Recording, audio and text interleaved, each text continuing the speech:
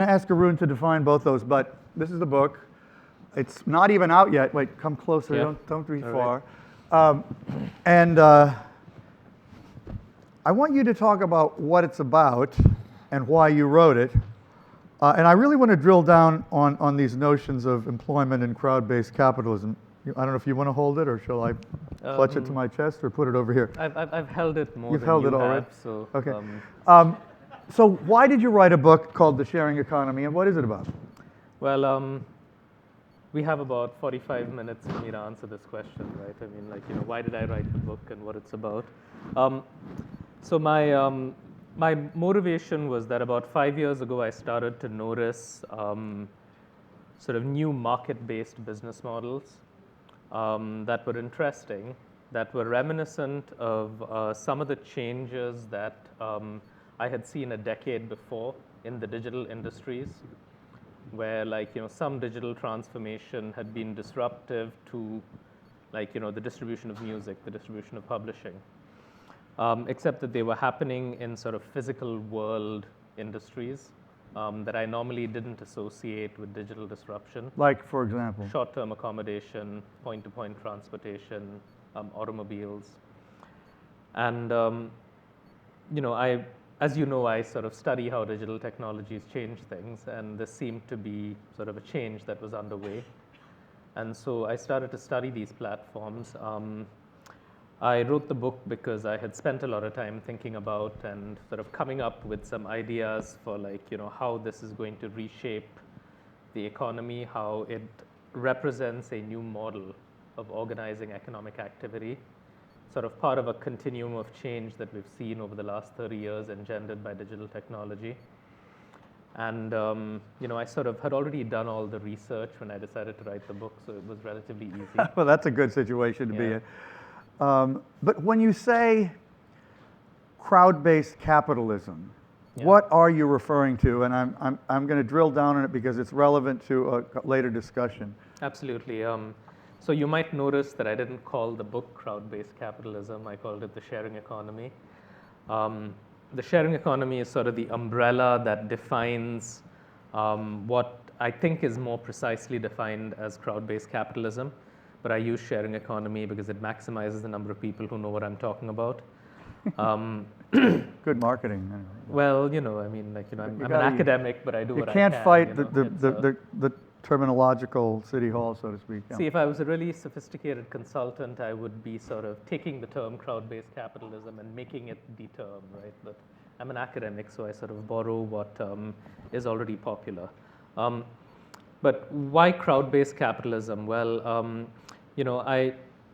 I see sort of the emergence of a new family of ways of organizing economic activity that have a few characteristics.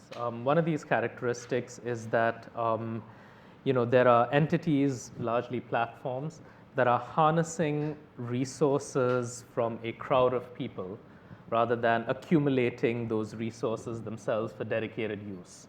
So you don't build buildings and then say these are for short-term accommodation. You pull in distributed assets from the crowd.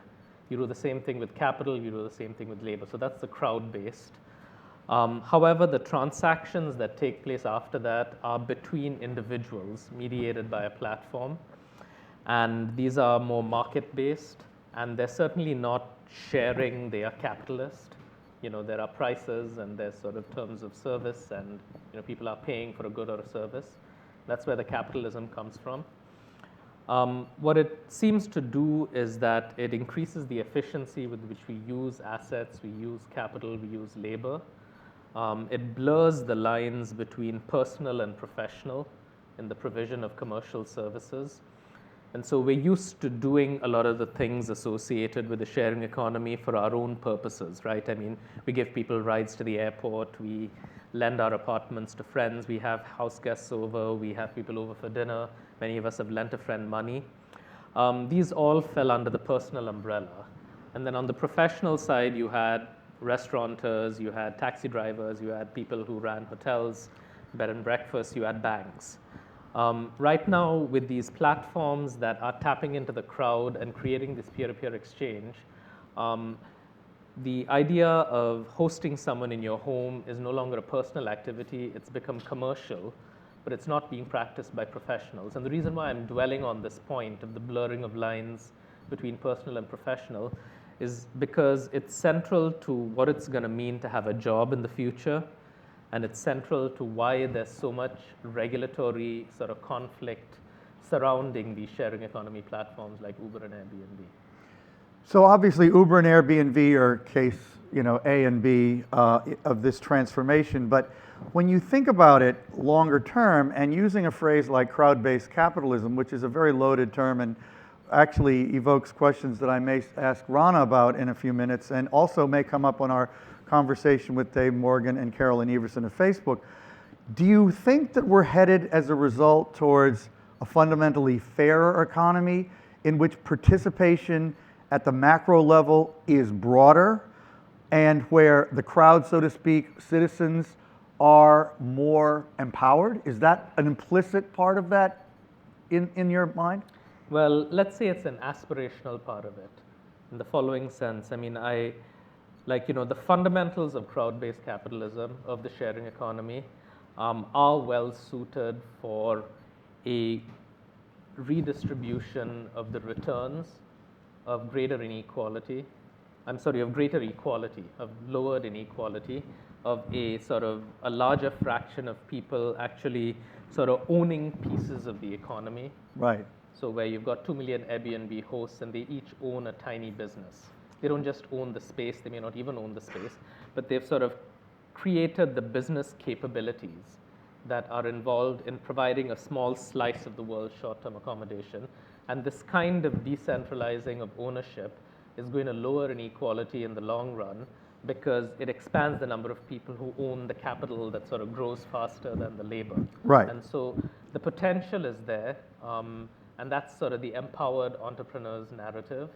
But there's also the potential that, these platforms could turn into nothing more than conduits for labor that is unprotected, for You mean Uber scraping off all the profits and driving the drivers' revenues down by whatever means? That's also a scenario, and then which one plays out sort of depends on a number of policy choices that have to be made. Right. And also depends on sort of the nature of the business itself. I think Airbnb is fundamentally wired for sort of a better redistribution of returns than the short-term. So short-term accommodation is better wired for that than point-to-point transportation. So maybe Airbnb is more pushing in that direction than Uber or Lyft, possibly. Possibly. Do you think that manufacturing goes in this direction in some ways? I mean, we have Etsy. Yep. Quickly on manufacturing and to the degree that would be affected along these lines. Well, I think that the creation of objects goes in that direction. And the reason why I'm distinguishing between creation of objects and manufacturing is we've certainly got Etsy, and we've got over 1 million people over there, and they're making things, and so they've got their own little manufacturing plants. It's still a very, very tiny slice of the economy. But you've also got the promise of platforms like Shapeways. And Shapeways is a platform where you come up with the design, and then you sell the design, and then Shapeways will 3D print the object and sell it to someone. So in some sense, they become an interface where you, as someone who wants to create something, don't even need the manufacturing capability. You can become the person who sells it without actually making it. Right. And so that can be empowering as well. Okay, well, we will come back to this issue of the future of capitalism in several subsequent sessions. But and that's sort of related to the next area I want to talk to you about, which is a key part of your book, which is how we ought to think about regulation in this changing landscape where we have companies like Uber just sort of plowing ahead and saying, damn the torpedoes, we don't care what your laws are, we're going to do it our own way. And to a lesser degree, Airbnb has done that. But what do you think is the best model to bring to this kind of economy in order for fairness to prevail? Well, I think it's there's a conception out there that the sharing economy is associated with lower regulation, or that the objectives of the sharing economy are to somehow get rid of regulation. And this sort of comes from the perception of Airbnb battling cities or Uber saying we're going to steamroll.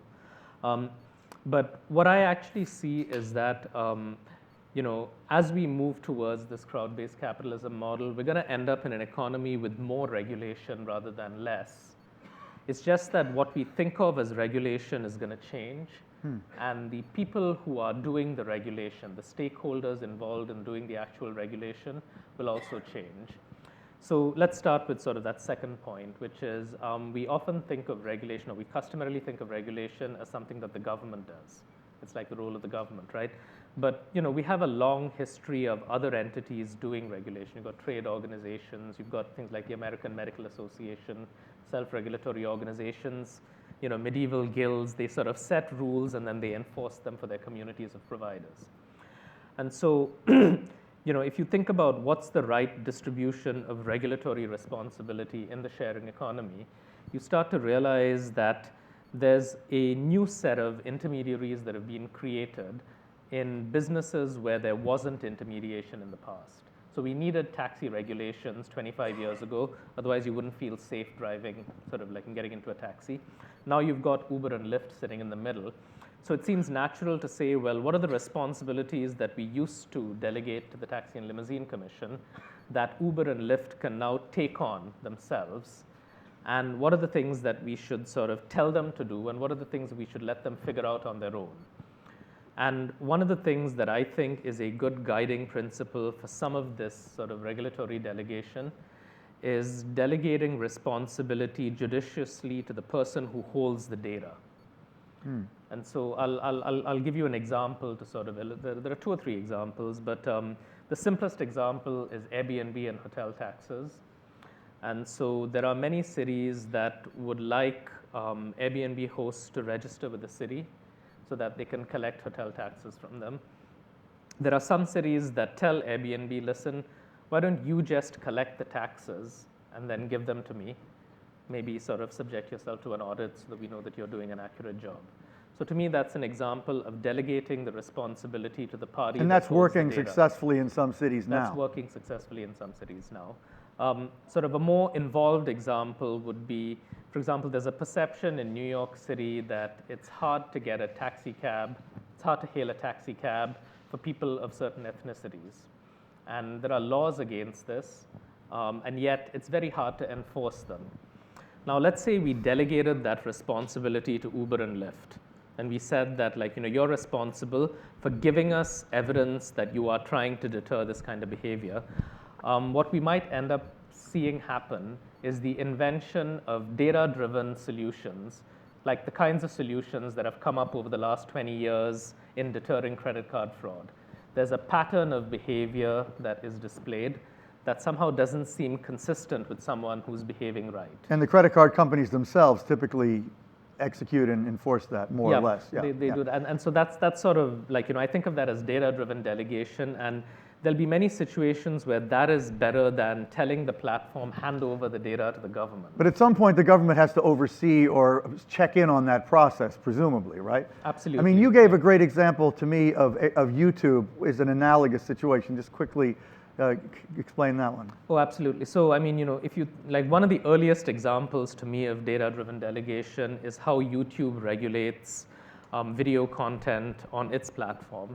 And so, you might think of what came before YouTube was, companies like ABC and CBS producing content and then broadcasting it.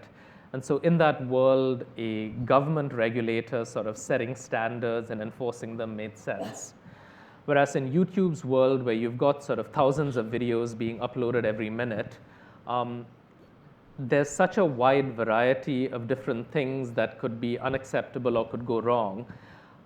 It just doesn't make sense to say, the government's going to take the data, sort of set some rules, enforce them. It makes much more sense for the platform itself to be sort of regulating what is acceptable and what isn't acceptable. And in many ways, that's become the de facto sort of way in which content on YouTube is regulated. And so that's sort of an early example of a problem that couldn't have been solved by government regulation, but where there is a lot of regulation. Well, for several reasons. One, because of the sheer volume, and two, because of the transnational, transregional nature of the product. I would say Facebook is an even better example, more complicated, but there are so many things that they are attempting to monitor and enforce. We were talking at lunch about how they're trying to deter suicide by watching, various evidence of people's behavior that would suggest that they might be suicidal. I mean, this is the kind of function that companies have never played before, so it's totally dovetailing with your argument. And we're going to go till 2:30. I just want everybody to know that. And because that is what it says in here. And talk about, I mean, there's so much to say, but the Internet of Things has been coming up here a lot today, deliberately. Can you connect what you see happening in this part of the economy with what, I mean, obviously sensors will enable some of these industries to emerge, right? Yeah. I mean, talk a little bit more about that. Well, there's certainly, in the morning, there was a conversation about how sort of like, the industrial internet or the Internet of Things could help sort of extract greater efficiencies from the assets that we already have. So there's certainly a lot of potential there for a convergence between Internet of Things enabled assets and companies wanting to somehow interact with other companies to extract greater efficiencies from their asset bases. You're starting to see some of this already happen with sort of high-end intelligent equipment like hospital equipment, where hospitals are sort of figuring out how to share this. Some of the more interesting sort of potential comes from consumer devices.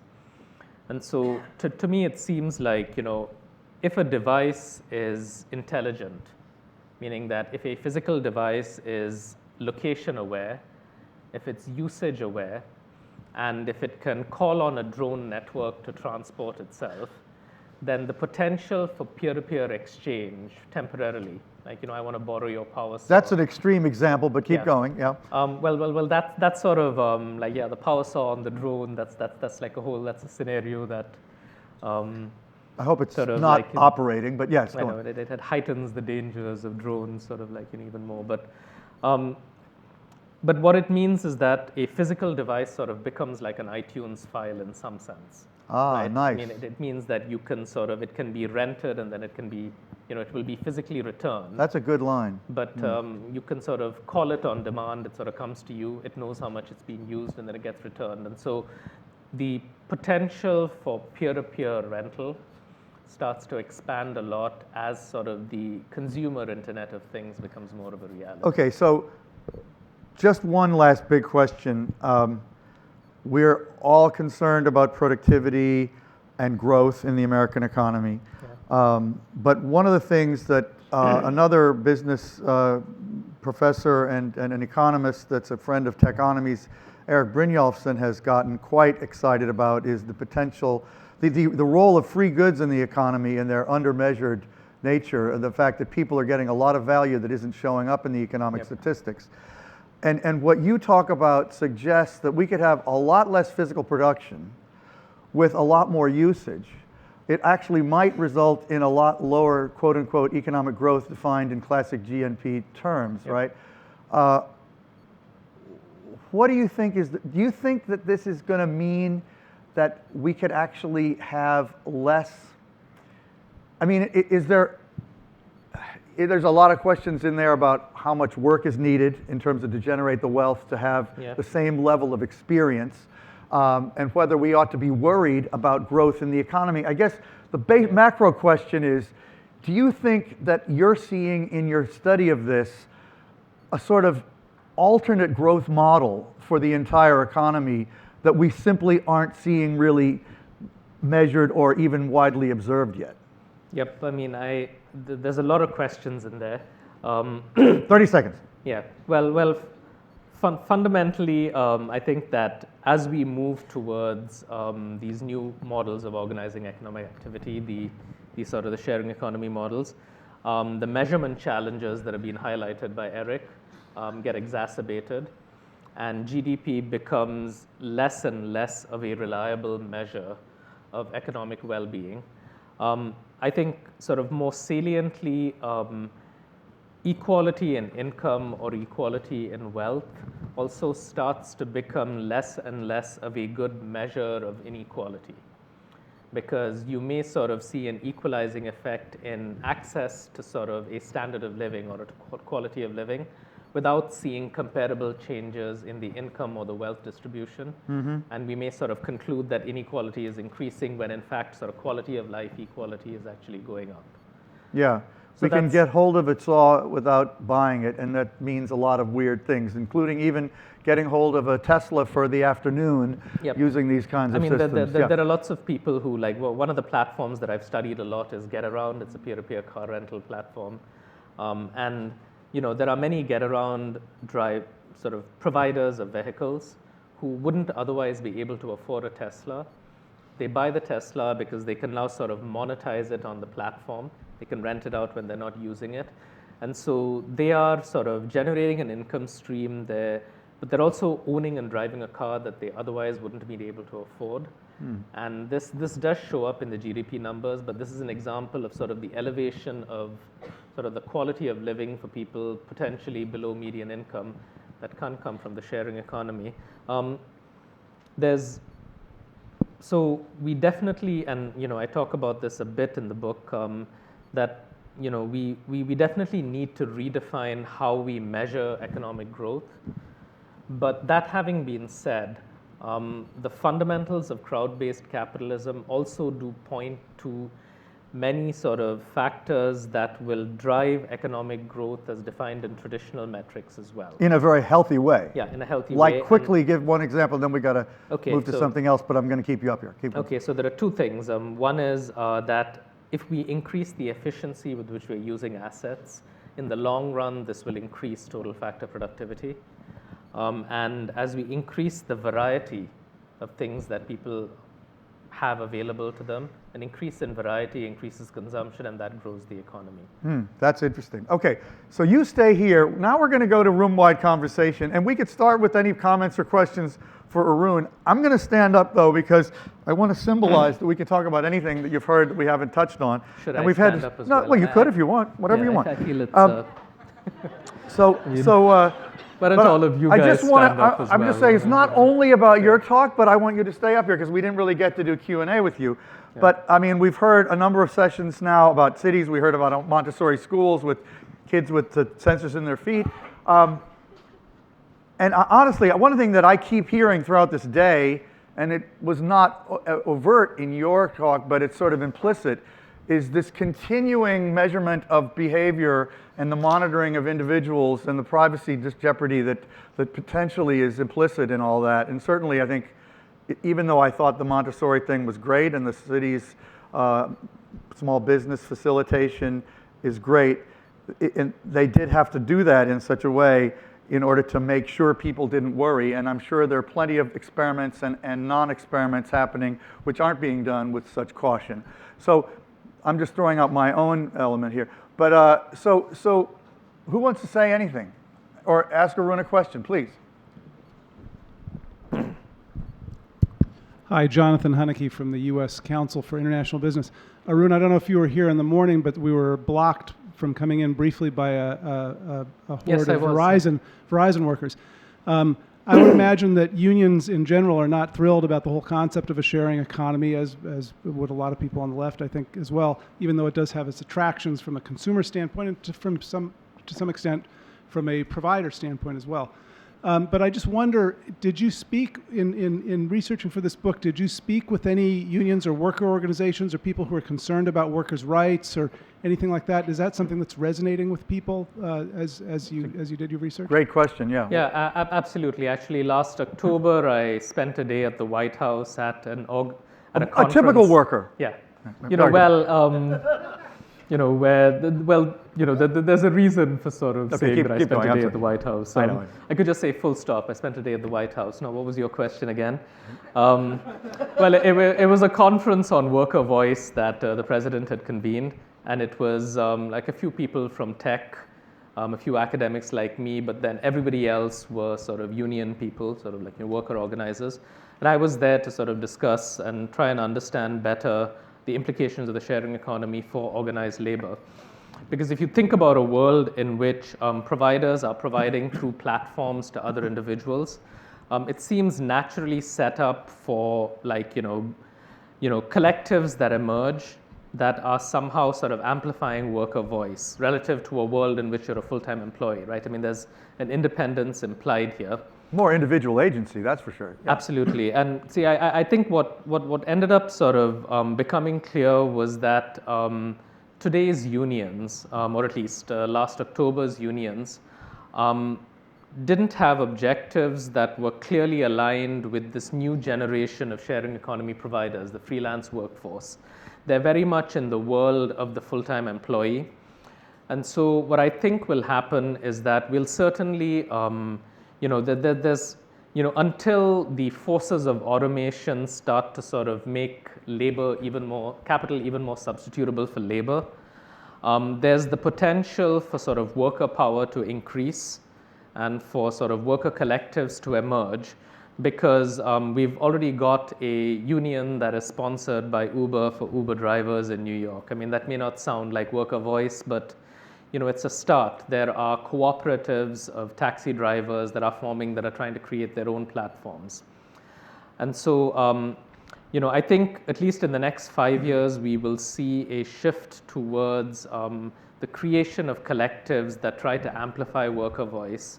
But you have the specter of automation sort of and tech-driven automation that is sort of playing out as well, which is going to sort of have a force that moves in the opposite direction. And none of those people downstairs this morning had anything to do with the sharing economy, interestingly. That is for sure. Yeah. Here, please. Hey, Andy, hi. Didn't see you there. I'm Andy Von Salas. I'm a small business person with membership in the Freelancers Union, and I'm from the generation where I thought you were a lawyer. Yes, I practice law. Okay. And I'm from a generation where the motto was decentralize everything and people power. And I'm trying to figure out to what extent the freelance economy, peer-to-peer business, and the Internet of Things do decentralize everything. It seems like they do, but instead, you can also look at it as this monolithic system that you have to be a cog in that machine in order to survive. Do you have any thoughts about whether decentralizing is inherently happening or not, or good or bad? Very quickly, because I want to hear more from them, but keep very quickly. Well, yes and no. That's the really... okay, that's good.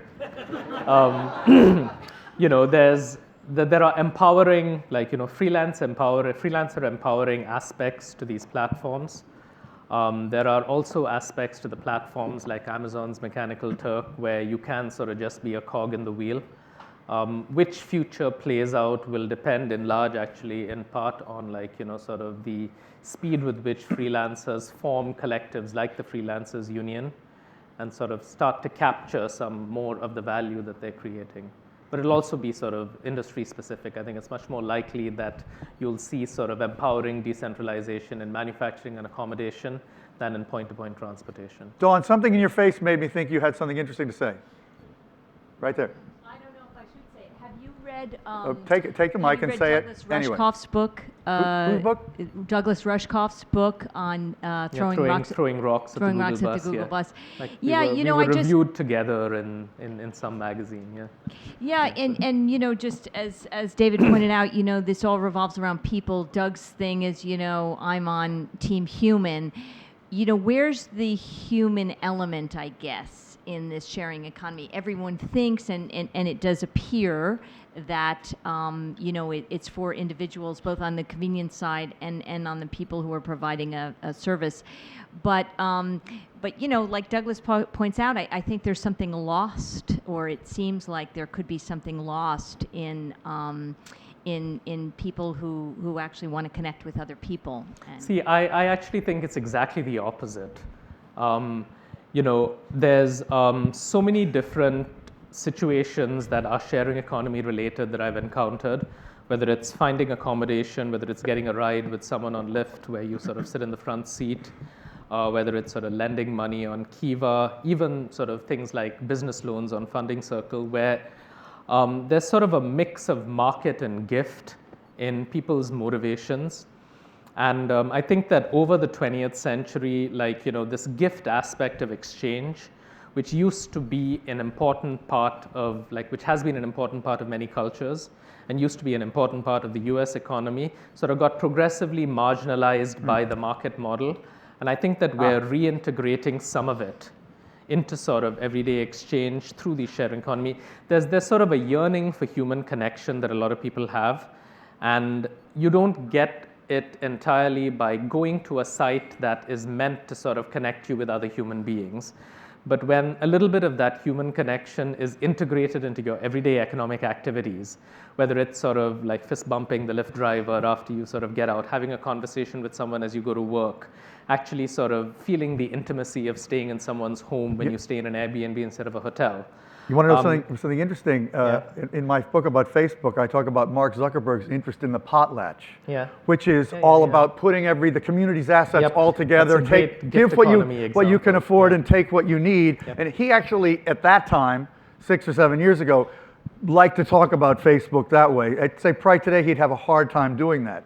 But that motivation is at the root of a lot of these businesses that are growing quite large. Yep, because the whole thing about gift economies is that problem is advertising, but anyway. Yeah, but the object being exchanged isn't that consequential. Like in the potlatch, you're not so concerned about the food. It's more about sort of the act of giving and receiving that builds connection. And I see a lot of that in many of these sharing economy sort of businesses, even to some small extent in certain Uber rides, but they're sort of on more of the market extreme. But these things exist on a continuum. Okay, I want to just get a bunch more voices on this. So we'll start, okay, there, and then there, and then there, and then we'll, if we have time, we'll say something up here. Go ahead. Hi, Bob Kusunik. I'm with Publicis Group. Hold it closer to your mouth. I understand the implications for sharing economy with durable goods or service industry, and even why WeWork or Rent the Runway has really become more popular as well. But what are the implications for disposable goods? So our hygiene products or cleaning products or things like that. What are things they should consider, and how should they think about marketing their brands and still being relevant in this new economy? Don't answer that. Go ahead. So identify yourself. Sorry, Damian Smith from TD Bank. So similar to the question about sort of the personal in this, I was curious to see that you guys didn't share a chair up there during that conversation, which is really kind of a flip way of saying that we have conventions about personal space and shared space, and kind of what needs to change in that within our culture in order for us to kind of hit this hockey stick to truly transform employment. Okay, can we get the mic back in the back there? Yeah. Can you shout it out, Michael? Sure.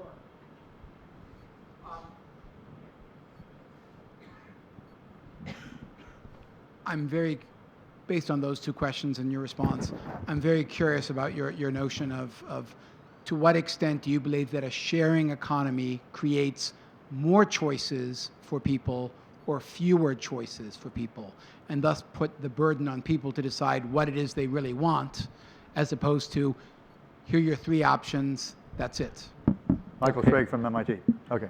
All right. And that's it. Quickly, and then we got to go. Okay, so I'll answer them in sort of the reverse order in which they were asked. So I think the sharing economy does create more variety. You contrast the number of hotel options you have with the number of Airbnb options, and that's a great example of variety creation. In parallel, it also sort of changes the emphasis on what we value. And what I mean by that is that we start to embrace a little bit more imperfection. Sort of like when you go to a farmer's market and you sort of realize that the apple doesn't really have to be as shiny as it was in the, you start to see this is a lot when people stay in Airbnbs, that, the towels aren't all the same color and perfectly folded, then you realize that you don't really value that dimension of the service. And so an increase in variety and sort of an emphasis on perfection and things that actually matter. So greater quantitative and qualitative choice. Yep, absolutely. To your question about, could you just sort of remind me again, this was about personalization? Yeah, just the conventions of personal space and shared space. So I think that there's a process of, so on the provider side, I think there's a process of sort of getting used to the idea that your personal space is no longer yours and that it's become commercial, or that there are going to be strangers who are driving your car, or sort of in a future where you're sort of an energy supplier to your neighborhood, or there's sort of low-end healthcare that is being provided through sharing economy platforms, that sort of the concept of personal changes, and that's a really slow change, which is why Airbnb's biggest problem is onboarding hosts. On the guest side, there's a process of legitimization. And by this, I mean that you kind of know what to do when you go to a hotel. You know that there's going to be a check-in counter. You know that there's going to be a receptionist. You have your templates in your mind for how you're going to deal with people in the lobby. You've got sort of all of this figured out. So even if it's a new hotel, you kind of are comfortable in that situation. There's a sort of a hurdle that people have to get over before they start getting comfortable with this sort of peer-to-peer, sort of non-professional provided service. Like, is the host my friend? I mean, am I allowed to open the kitchen cabinets? Can I use the coffee maker? Do I need to chat with these other people who are there, or can I just sort of go to my room? But you get over that hump in two different ways. One is by actually sort of making the leap, but the other is over time, sort of this kind of experience starts to enter the cultural dialogue, and you start to sort of get more used to it because other people are talking about it. And so it changes our notion of personal space a little for the people who are providing, but there are also changes that are needed on the consumption side in terms of getting comfortable using someone else's personal space as a commercial sort of, as part of a commercial transaction. Okay. And finally, on the personal items, like companies that deal with those kinds of items, these tend to be, not a great sort of sweet spot for the sharing economy. Like many years ago, Lisa Gansky, who wrote a book called The Mesh, sort of drew this 2x2 grid where you had asset value and asset usage, where like the assets that were high value and low usage were in what she called the sharing economy sweet spot, where this is like a car, which is like high value, low asset, an apartment, which is high usage, but the sort of untapped into asset value is just so high that it lends itself well to a peer-to-peer market. So the personal hygiene products tend to not fall into sort of like the mesh sweet spot. And so companies in that space, my guess is that you have sort of body language that suggests that I need to sort of leave stage. You're like, coming closer and closer. I think you've answered the questions, but no, it's good. I mean, I would say it's very apparent. Chair, like one way or the other. I'm sure I'm infringing on your personal space, but no, actually, I think it's apparent. You are probably the deepest thinker we know about this, and your knowledge has been very, very richly shared. So I do thank you for coming. And I didn't even say he teaches at Stern, which is just 2 doors down. Yes. But read his book because you can tell he's really the guy on this topic. So thank you so much. All right, thank you, David. Really good. Wonderful. Thanks.